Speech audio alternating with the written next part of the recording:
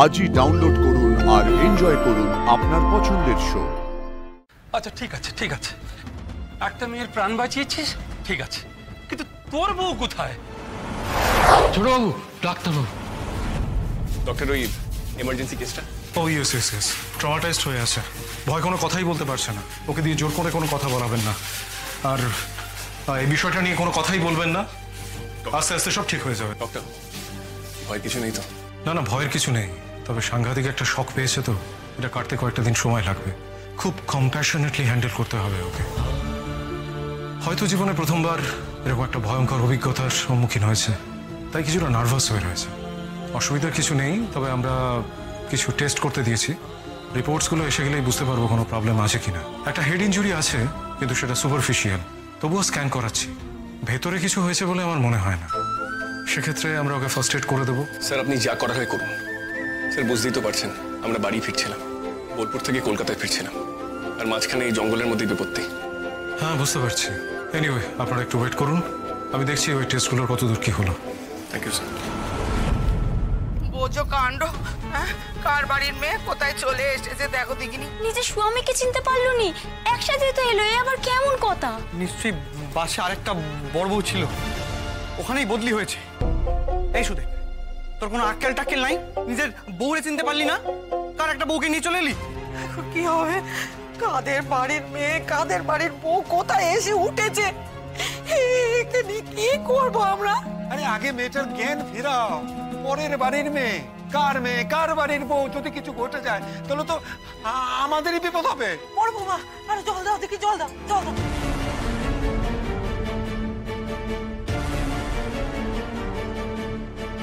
ও মেয়ে, চোখটা খোলো দেখি। ওই তো চোখ খুলেছে।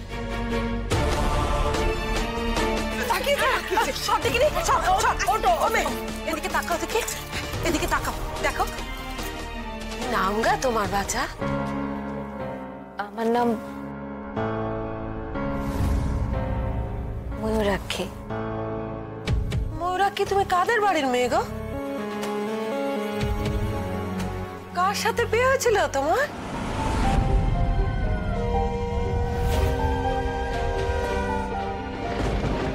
উত্তর দাও।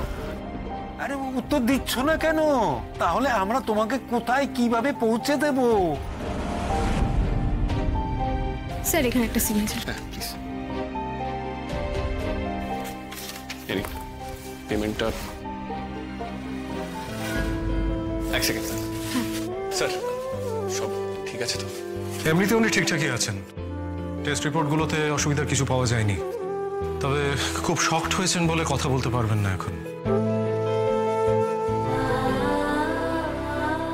ফিজিক্যাল কোনো প্রবলেম কিছু পাওয়া যায়নি, আপনারা ওকে হাঁটিয়ে নিয়ে যেতে পারেন।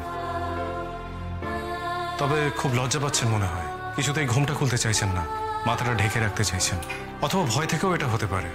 আপনারা ওকে হাঁটিয়েই গাড়িতে তুলতে পারেন। এই তোমরা একটু সঙ্গে যেও। শুনলে তো, তোমার কোনো ভয় নেই, তুমি একদম ঠিক আছো, তুমি একদম টেনশন করো না। আমরা সোজা এখান থেকে বাড়ি যাব গাড়ি করে।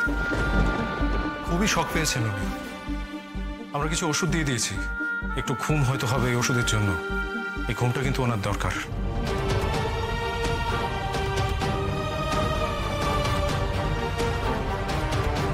Thank you so much doctor. You are most welcome.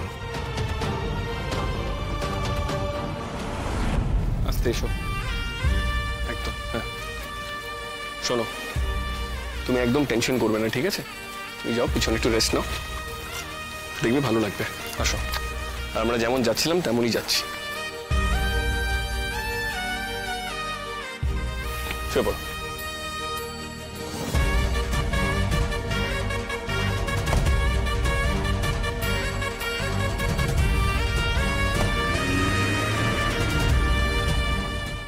আচ্ছা তুমি বলো তো, তুমি কোথা থেকে কোথায় যাচ্ছিলে? বলো বলো বলো।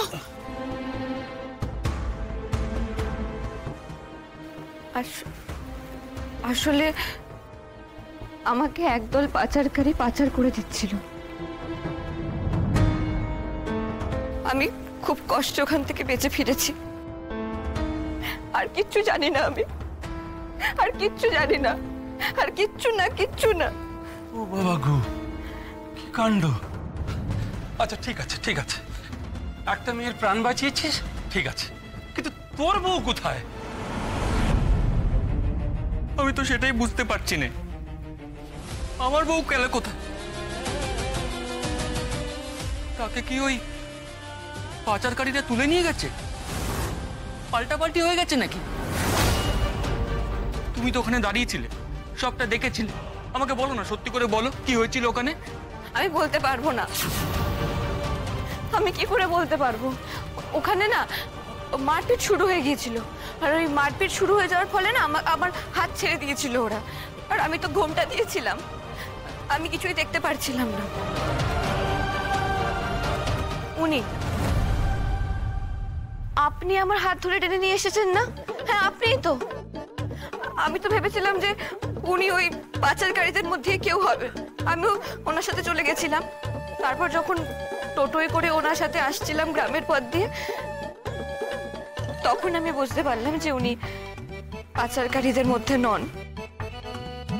কিন্তু আমি তো ভয় পেয়ে গেছিলাম, আমি আমি আমি এতটাই ভয় পেয়ে গেছিলাম যে আমি আর মুখ থেকে কোনো শব্দই বেরোচ্ছিল না, আমি কোনো কথাই বলতে পারছিলাম না। আমি শুধু আমার প্রাণ বাঁচাতে চেয়েছিলাম।